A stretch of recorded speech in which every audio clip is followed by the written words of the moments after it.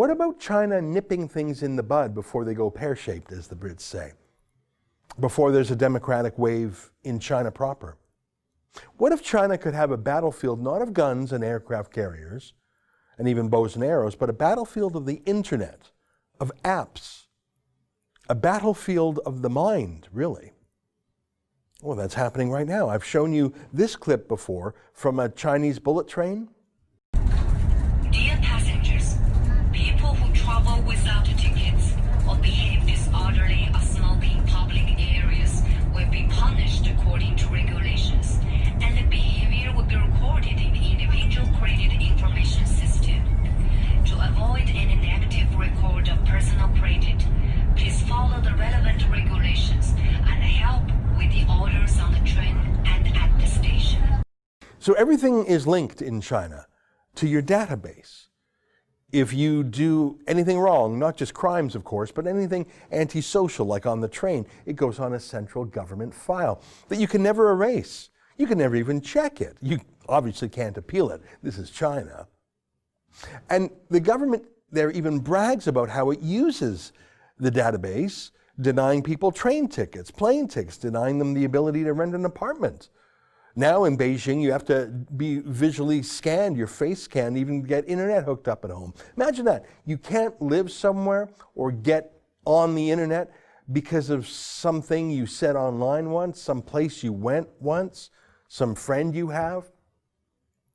Now, there are some amazing and positive uses of high technology even in China, but there are an equal number of awful uses. If you think of man's purpose in life as just being an atom in the world, just a cog in the machine, whose real purpose in life is to obey and produce and consume and be part of this establishment and think approved thoughts and just be an economic unit, just add to the GDP, you'll love China these days.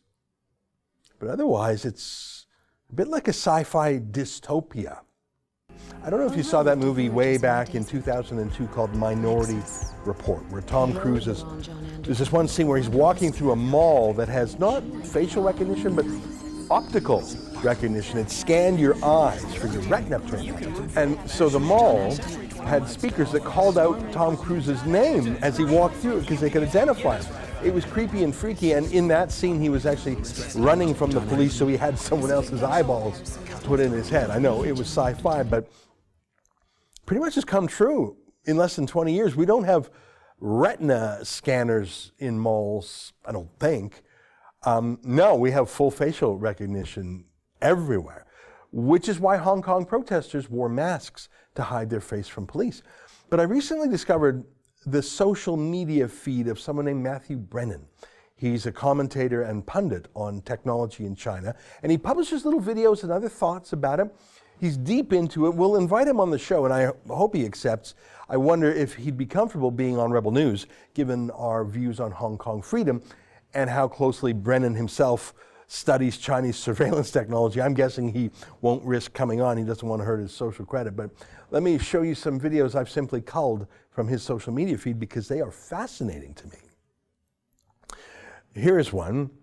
This Chinese app is a teenager's worst nightmare. It's a way to track people you love and when they move. 想知道爷爷奶奶和宝宝现在在哪里？需要打电话吗？不需要。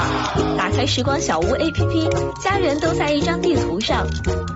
爸爸在公司，爷爷奶奶和宝宝在小区，给他们画个圈，离开安全区，小屋就会提醒您，随时随地守护家人的安全。Yeah, so it could be a way to make sure a child is at school, or the child is now done school and walking to grandma's place. Or obviously it could be a way for police to track you. Chinese face recognition vending machine. No cash, card, or phone needed.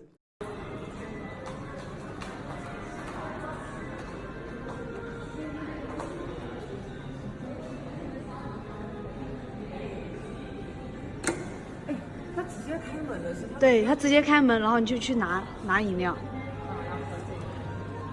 哎，我这个6块。然后看他减了多少钱。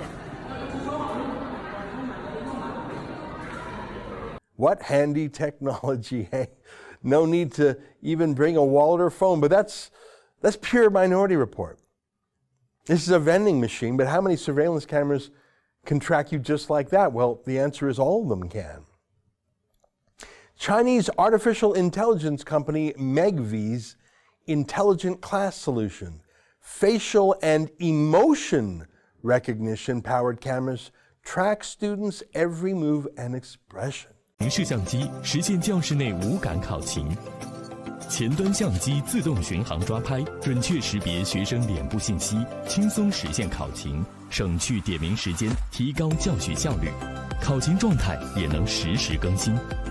考勤行为分析一体机实现学生考勤及行为分析，基于人脸识别数据及行为分析算法，得到课堂中每名学生的行为数据。通过对学生面部表情进行识别，如高兴、困惑、厌恶等，反映学生学习专注度、对教学内容的接受情况，帮助老师了解学生的课堂动态情绪变化及心理特征，以便调整教学内容和教学进度，实现对学生针对性教学指导，为学生带来更好的学习体验。 Now, so far, according to this video, it's just a proposal, but to literally scan the faces of students all the time. Now, there was happy music in the background, but imagine your every move, your every expression, your every glance, your every word being tracked. Now, these are students, so they're minors, but of course, they'll do this to adults too. Same technology. I hope you put duct tape over your webcam in your laptop like I do. This video is pretty clear about, the implications of living in a world of ubiquitous AI-driven facial recognition and computer vision. No possible way to skip class anymore. Class monitoring system clocks you in the minute you walk through the door.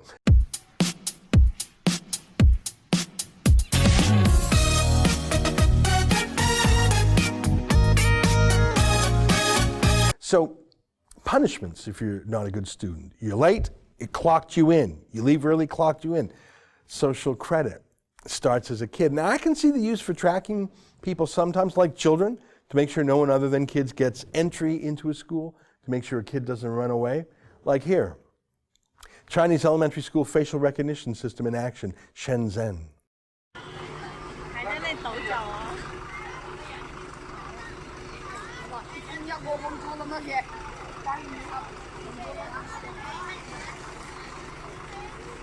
And here's another one.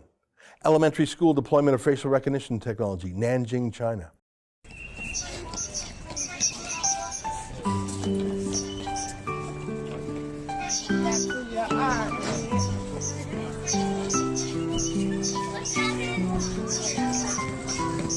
Looks like a lot of Chinese schools do that. Looks like that's fully deployed, but don't think they won't use that for grown-ups too, to get onto a bus, a subway, a plane, a train to cross the street. Well, they are using it for those things. Look at this. Chinese facial recognition system to discourage minor traffic violations. Cross the road when you shouldn't, and a picture of you with your name, ID card number, pop up on the big screen for everyone to see.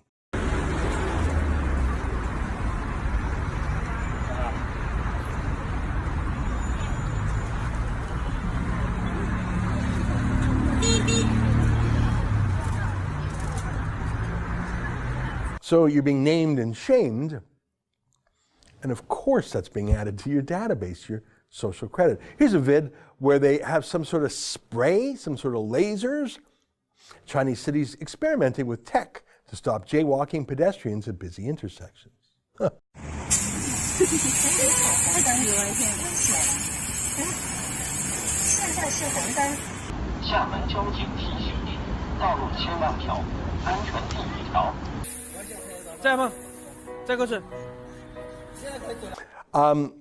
Even if you cover your face, they have something called Gait recognition. You can sort of tell by how someone walks who they are, right? We know that instinctively. Different people in our family, we can tell who's walking up the stairs just by how it sounds, how they walk, what they look like, of course, the sound of it. They do that in China now en masse using AI. Let me quote what Brennan says. Even without face recognition, you can still be tracked through Gait recognition. Data on the clothes you wear can also be used by stores to provide accurate product sales recommendations. Ding, ding.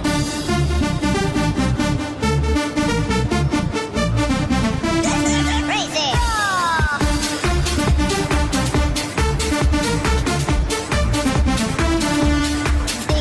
Here's the next one. Sometimes that technology can be great. I mean, Chinese fire service testing drones as way to help fight fires in high-rise apartment buildings.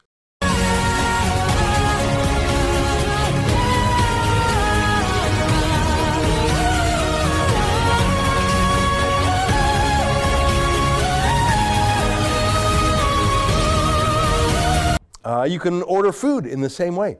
In China, it's possible to get KFC delivered to you by drone. Probably some parts in America too. KFC, Subway, Chinese noodles delivered by automated drone within 25-kilometer radius, Hangzhou, China. I'm sure there's places in America, I just don't live in one.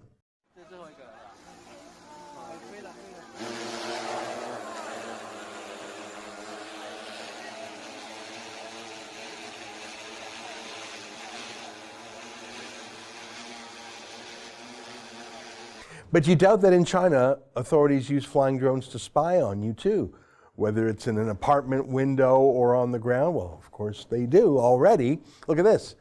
Chinese traffic police using drones with loudspeakers. That is right out of sci-fi. Okay, let's go.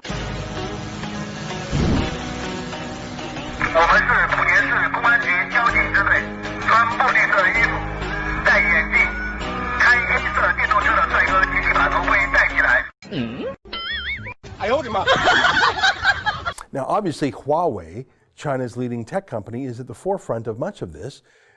Here's one about that. Huawei phones tailored for use by Chinese police. The mobile phone can collect and identify faces in real time, verify ID cards, and has multiple hardware and software features to ensure information security. Let me say.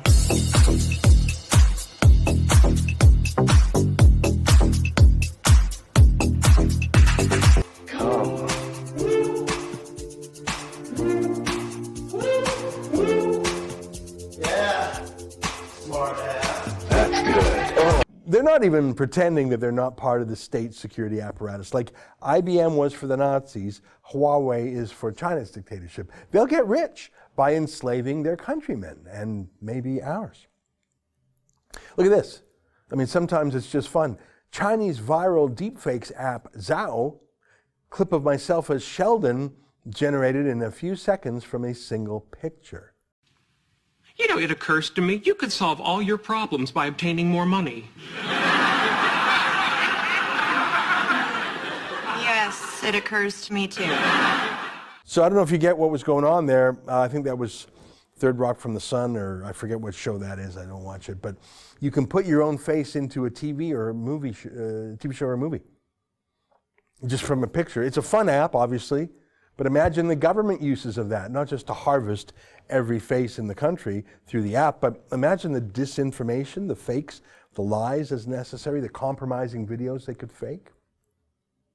Again, it's often just about money. Look at this. Wow, worth watching this. China's largest video platform, Tencent Video, 97 million paying China subscribers, will begin inserting extra ads into movies, series that didn't exist in the original.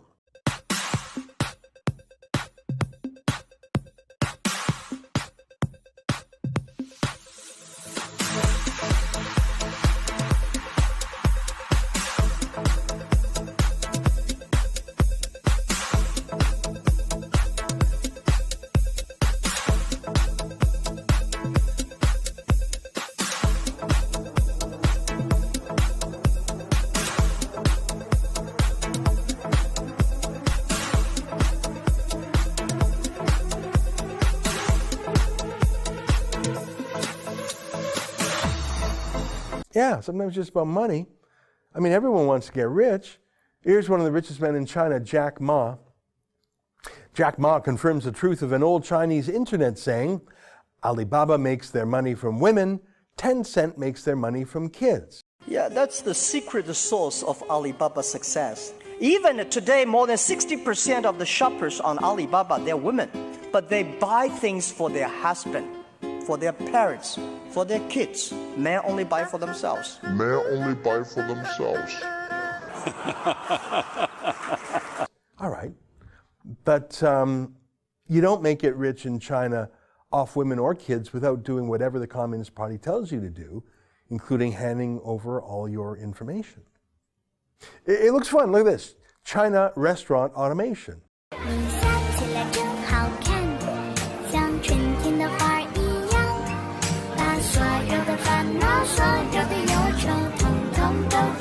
It looks fun. I do worry about people being put out of work by machines, but I guess that's happened since the time of the steam engine, since the mechanical loom. It's progress, I guess, but at some cost. I wouldn't want to live like this. The legendary space capsule style hotel, Shenzhen, China, 56 renminbi a night, less than $8 US.